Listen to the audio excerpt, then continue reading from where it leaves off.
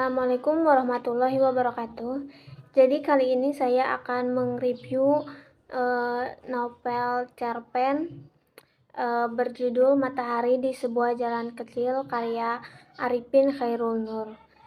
Dalam naskah Arifin Khairul Nur yang akan dibahas ini menceritakan tentang si Embok, pedagang kecil yang dikelabui oleh seorang pemuda di sebuah jalan kecil yang sempit hanya dilalui oleh kendaraan-kendaraan jumlah kecil.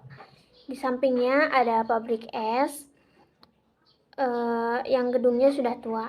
Nah, disitulah Simbo jualan.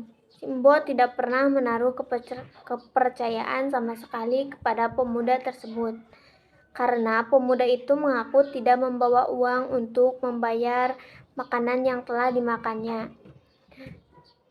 Pemuda itu baru pertama kali terlihat di kampung itu, dan dia mengaku warga baru yang berasal dari Muntilan. Nah, Simbo sering ditipu oleh warga baru yang tidak memiliki uang atau tidak membawa uang untuk membayar makanan yang sudah dimakannya. Kemarin, kampung Populen baru saja kemalingan. Penjaga malam dibuat bangun kesiangan gara-gara mengejar maling yang berhasil lolos. Kejadian ini menjadi bahan obrolan panas untuk hari-hari berikutnya. Tapi berbeda dengan si pendek, dia tidak tahu kejadian kemarin. Dengan kejadian yang terjadi, ia pun terus bertanya kepada penjaga malam.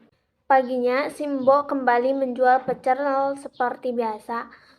Para pelanggan Simbo ini sudah terbiasa kasbon seperti si tua, si peci, si kacamata, si kurus, si pendek, menikmati makanan yang disediakan Simbo sembari menyantap makanan. Mereka mengeluh karena porsi pecel Simbo makin lama makin sedikit.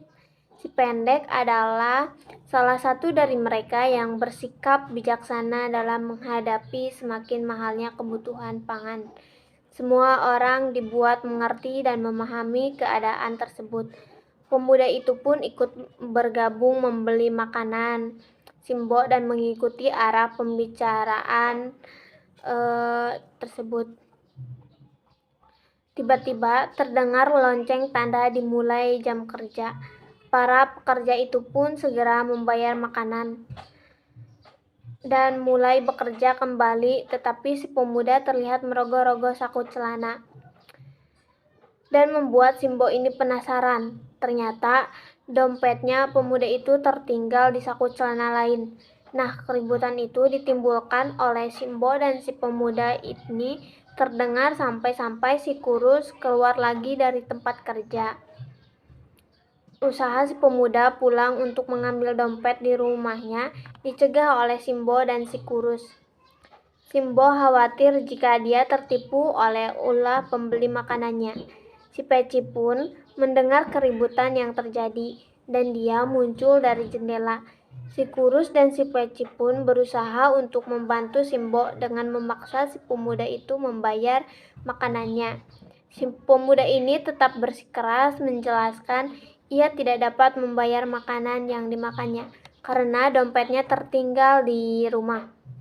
Dia pun bertanya perihal tempat tinggalnya. Setelah beberapa lama muncullah si kacamata dan si tua dari jendela mereka. Semua memaksa si pemuda membayar makanannya. Tapi si pemuda tidak membayar makanannya sehingga ia minta untuk meninggalkan celana dan pakaiannya sebagai jaminan, tetapi si pemuda menolak. Di sela perdebatan muncullah perempuan juragan batik bersama pembantunya. Dia tertarik dengan keributan yang terjadi. Ia mendekat dan mengetahui permasalahan yang terjadi. Perempuan itu membayarkan makanan si pemuda tadi tersebut. Semua orang tidak terima dengan perlakuan juragan batik karena dirasa itu bukan keadilan dan akan membantu penipu seperti pemuda itu. Kemudian perempuan itu pergi meninggalkan tempat. Tiba-tiba si supir ikut menimbrung. Upaya memaksa si pemuda agar membayar makanannya semakin ramai. Nah, desakan si supir ini semakin kuat menyebabkan si pemuda menanggalkan bajunya. Pemuda itu memberikan bajunya kepada si Peci. Si Peci lalu menyerahkan baju itu kepada si Embok sebagai jaminan. Si pemuda itu kabur. Nah, si Kurus mengambil baju itu lalu membawanya ke dalam. Nah, orang-orang pun kembali bekerja. Si pemuda memasang muka melas di depan si Embok dan meyakinkan bahwa dia tidak bermaksud menipu.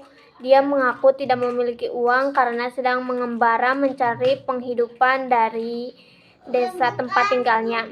Simbo termakan ucapan si pemuda ini dan meminta baju kepada si Peci untuk dikembalikan. Simbo pun mengembalikan baju itu kepada pemuda tersebut, lalu pemuda itu pergi. Penjaga malam yang baru saja mandi keluar dan meminta Simbo menyiapkan pecel untuknya. Penjaga malam menceritakan kepada Simbo tentang kejadian kemalingan di desa Populen. Ciri-ciri maling itu ternyata sama seperti pemuda itu, yang baru saja pergi tanpa membayar pecel. Akhirnya Simbo sadar bahwa ia telah ditipu lagi. Tema yang diambil dalam naskah drama ini adalah tentang kehidupan sosial yang ada di masyarakat. Ini dibuktikan dari percakapan antar tokoh yang berbicara tentang bahan pokok yang naik, gaji yang tidak naik, ekonomi yang sulit sehingga adanya penipuan di mana-mana. Contohnya, penghakiman terhadap seorang pemuda yang lihai dalam berbohong, dan celakanya kebohongan itu semakin lama semakin terkuak dengan bertambahnya banyak orang-orang menjadi penipu. Kemudian, alur yang digunakan dalam naskah ini alur padat. Lalu ada penokohan. Yang pertama ada Simbo, perempuan tua pedagang pecel, baik hati, mempunyai rasa belas kasihan, dan karena sudah lama di situ jadi ia terbiasa sabar menghadapi para pemuda dan tabah dalam menghadapi permasalahan. Yang kedua, si pemuda, seorang pemuda yang merantau dari kota lain. Dia berbohong supaya dikasihani dan mendapat makan. Dan ternyata dia tidak itu saja. Dia berbohong, namun juga di tempat lain dia sering melakukan kebohongan untuk mencapai tujuan dengan pura-pura malang supaya dikasihani. Yang ketiga, si Peci merupakan tokoh yang hanya ikut-ikutan dan bisanya hanya menyalahkan yang bersalah tanpa mengetahui kejadian sebenarnya. Yang keempat, si Kurus, orang yang bijaksana dalam cerita ini, terlihat ketika dia buat keputusan dan kebijaksanaan dalam mengambil keputusan para seorang pemuda yang berbohong itu. Dan yang kelima, si Sopir merupakan orang yang cukup disegani karena ia adalah yang paling tua dan bijaksana setelah ia keluar dari penjara. Ia menceritakan kisah hidup dulunya. Keenam, penjaga malam. Tokoh ini yang hanya kerjaannya mengeluh saja. Yang ketujuh, si Pendek, tokoh yang sifatnya bijaksana. Yang kedelapan, si Tua, seorang pemuda yang polos. Dia hanya nurut dan mengangguk-angguk saja, mengikuti alur yang ada. Kemudian si Kacamata, seorang yang mengambil keputusan dengan tidak melihat perasaan orang lain. Dan yang terakhir ada Perempuan, seorang tokoh perempuan yang tidak terlalu peduli dengan nasib siapapun, tapi ia peduli dengan si pemuda ini dan dia lebih menyelesaikan masalah itu dengan uang. Dan akhirnya dia membayarkan pemuda tapi tidak diterima.